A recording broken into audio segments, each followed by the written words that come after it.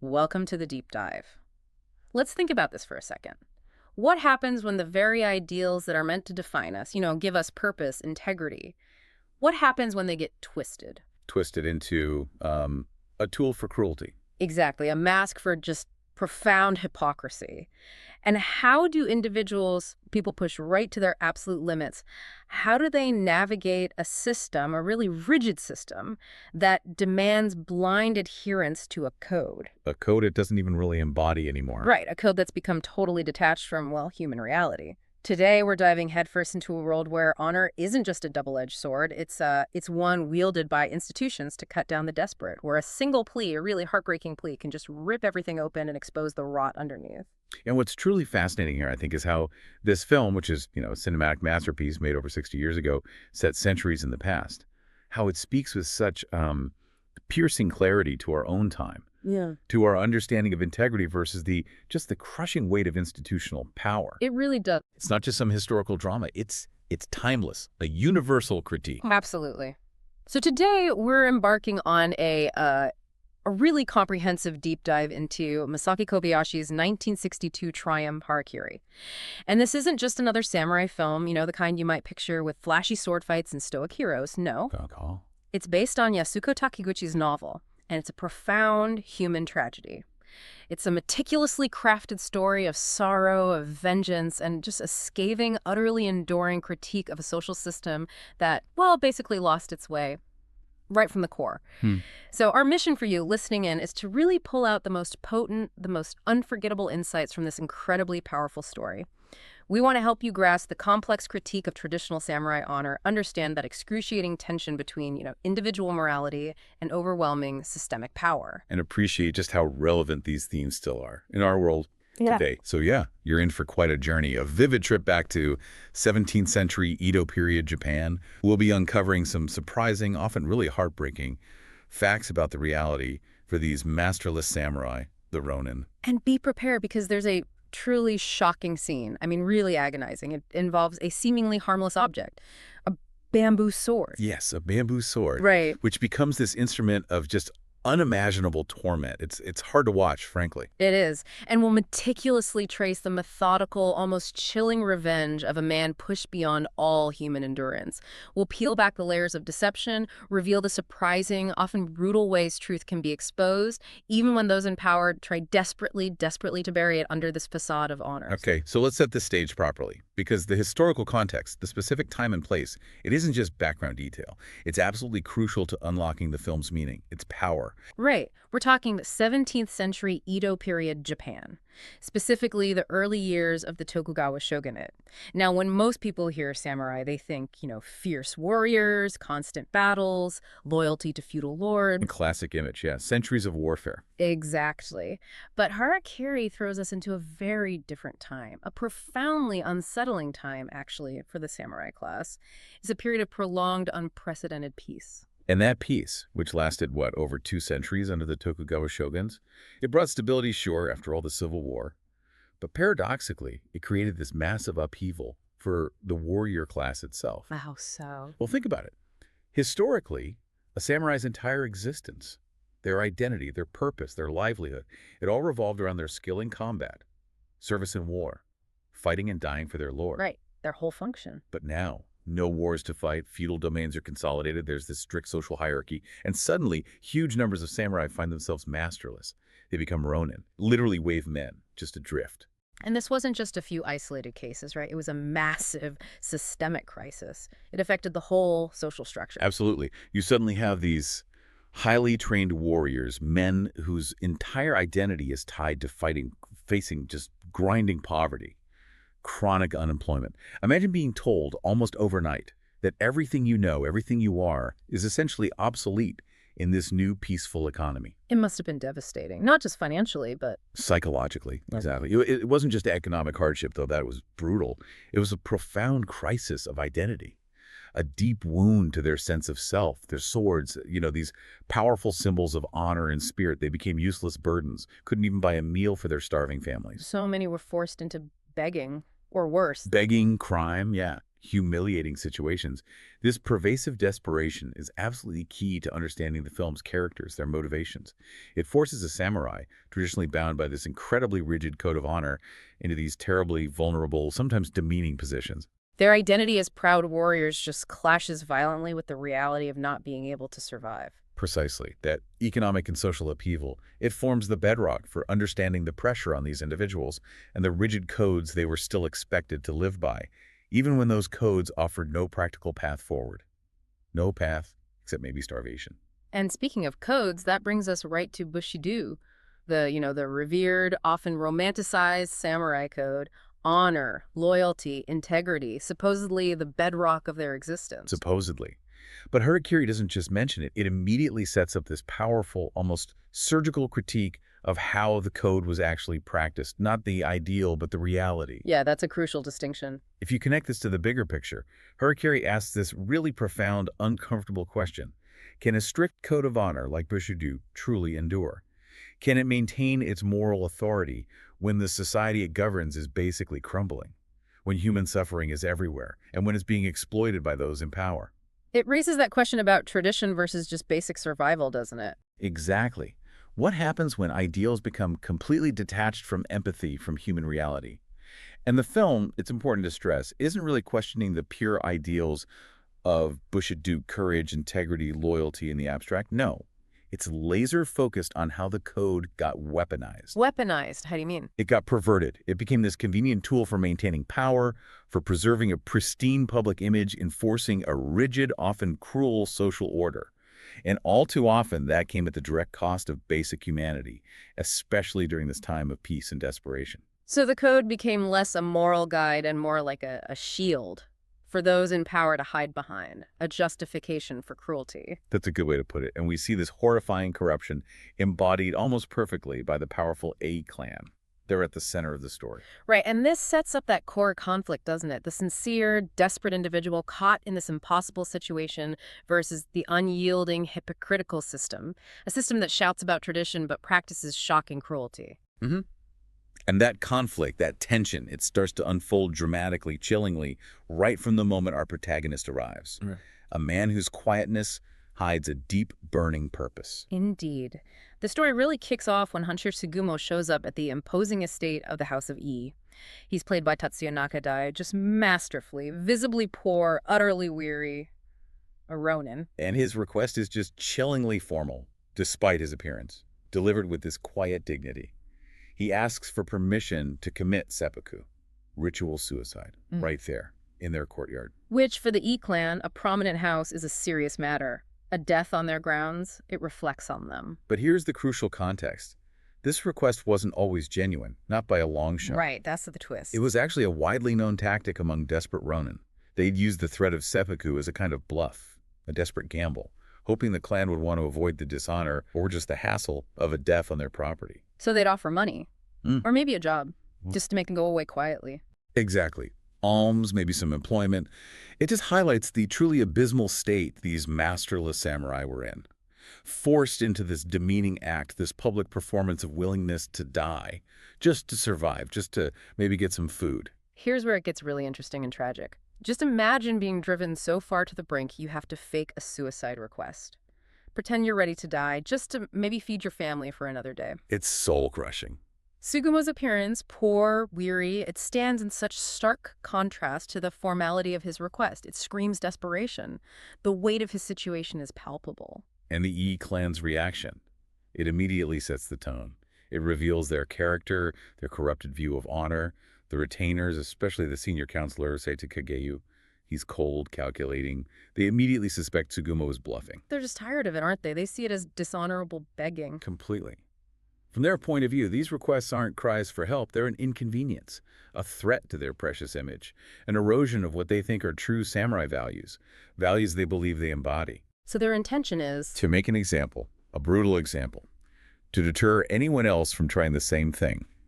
Saito's demeanor is steely, suspicious, full of disdain. He genuinely believes he's upholding sacred tradition, but in the most rigid, unfeeling, and ultimately cruel way possible. You can almost feel their annoyance. Like, how dare this desperate person disturb our perfect world? It's not about empathy for them. It's about control, appearance. And to drive their point home, to show just how uncompromising they are, Saito tells Tsugumo about a previous incident, something that happened just months earlier. It involves another young samurai, Motome Chijiwa. Ah, this flashback. It's pivotal, isn't it? It unfolds with such agonizing detail. It exposes the horror beneath the clan's honorable facade. It really does.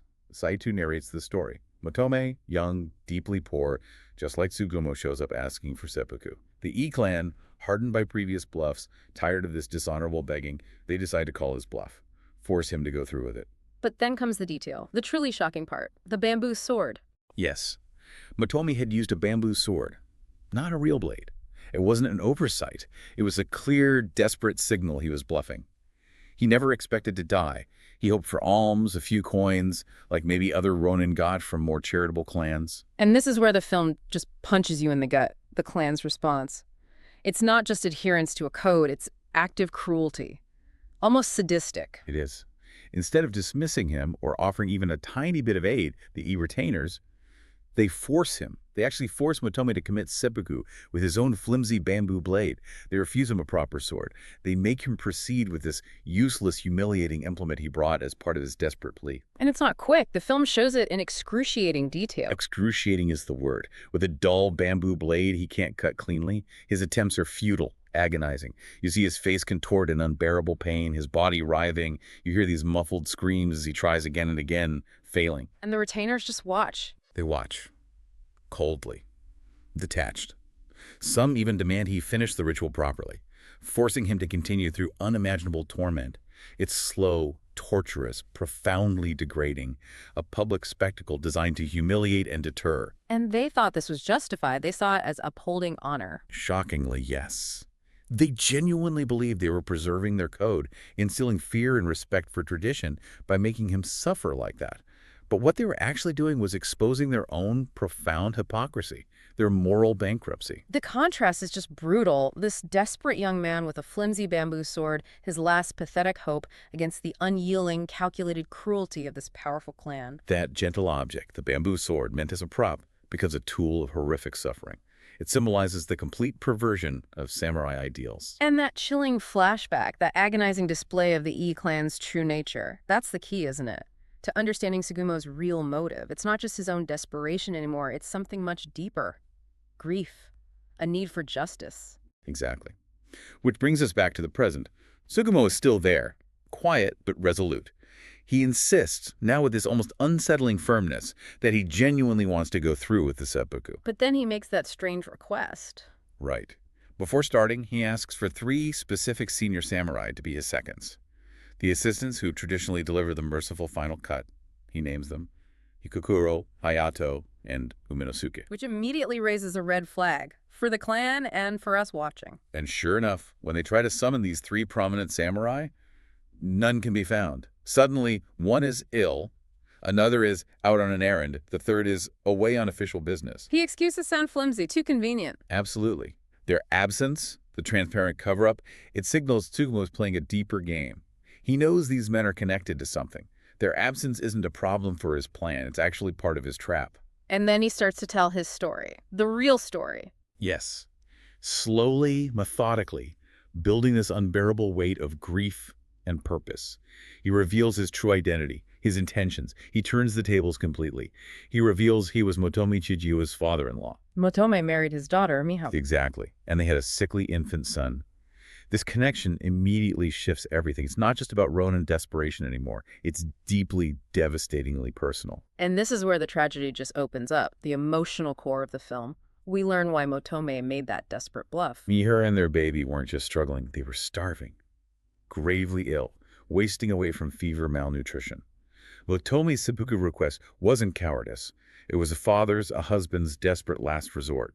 A gamble to provide for his dying family. He just needed a few coins, maybe some rice, to save them. It contextualizes his bluff not as a failure of courage, but as this act of profound, agonizing love, desperate self-sacrifice. And it makes you ask, who really has honor here? The man humiliating himself for his family, or the powerful clan crushing him for it, all in the name of some distorted code? It paints such a vivid, agonizing picture of their suffering. Miho, the child, fading away. It makes Motome's actions Yeah, it was just unspeakably tragic. He wasn't trying to uphold some grand ideal. He was just trying to save his family. And for being human in a world demanding adherence to an inhuman code, he was tortured to death. Publicly. And the tragedy didn't end there. No. Miho and her child, weakened by illness, crushed by grief, and the shame of Motome's horrific death. They died shortly after. It's this crushing sorrow, losing everything, that transforms Tsugumo. His desperation turns into this cold, unwavering resolve. It fuels his methodical revenge. And it's not blind rage, is it? It's calculated, symbolic. Far more insidious, yes. His revenge is designed not just to punish, but to expose the E-clan's moral decay, their hypocrisy. He knows just killing them is too easy. It wouldn't serve his larger purpose. Dismantling their false honor. He wants their shame to be a living testament to their corruption. So he seeks out the 3 samurai responsible for Motome's death, Higokuro, Hayato, Uminosuke. But his retaliation, it's psychologically precise. He confronts them, defeats each one in a duel. But instead of the killing blow, the traditional samurai way, he does something far worse, psychologically. He cuts off their top knots. Yes, which to us now might sound minor, but you have to understand the immense significance of a samurai's top knot, the shanmash, back then. It wasn't just hair, it was everything. Honor, dignity, status, identity. It was a public declaration of who they were, losing it, having it forcibly cut off. Profound public humiliation. A social death.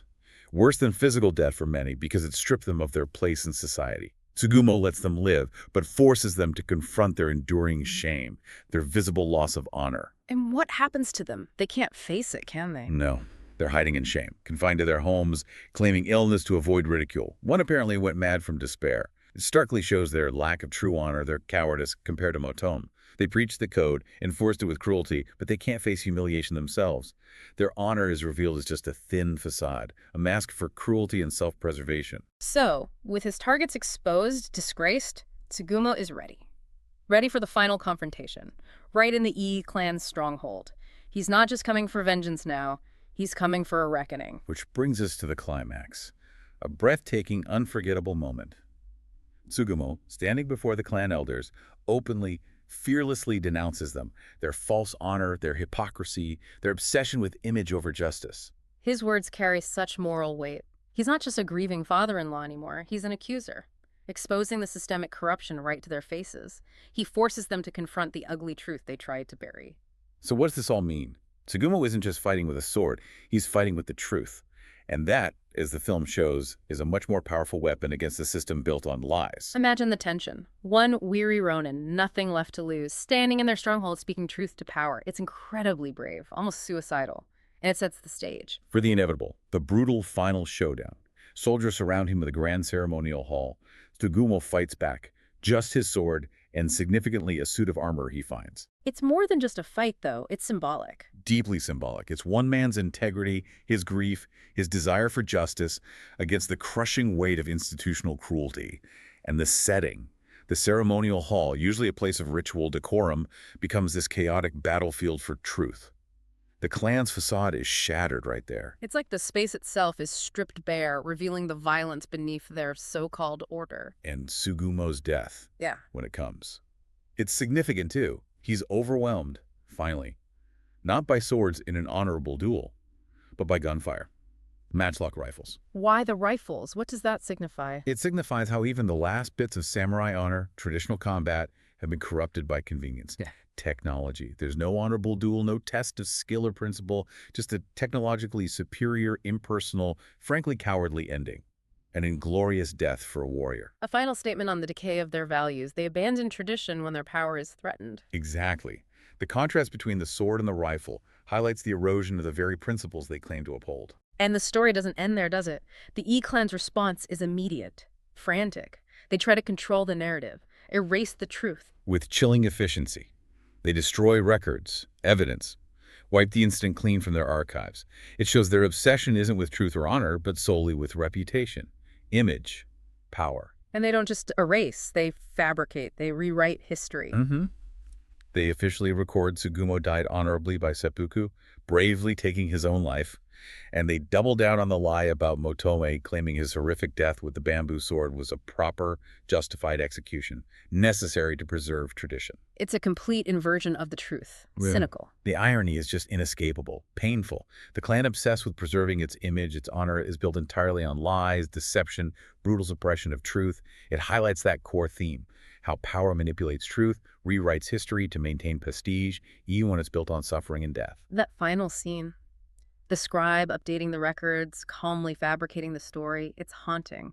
The cycle of cruelty, dishonesty, false honor just continues, perpetuated by those clinging to power. Which brings us right to the heart of Harakiri's philosophical message, its enduring themes.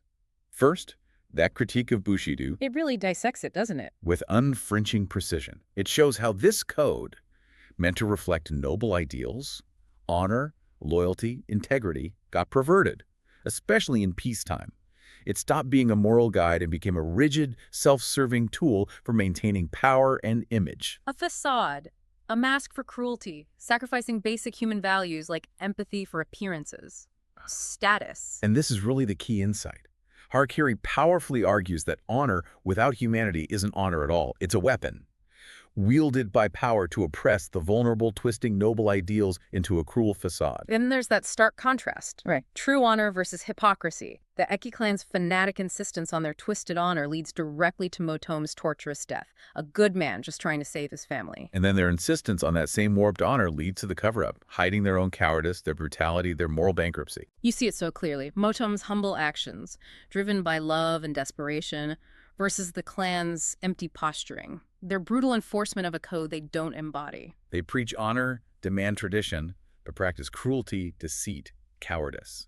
It's a profound look at performative virtue. Which leads to that universal tension, individual morality versus systemic power.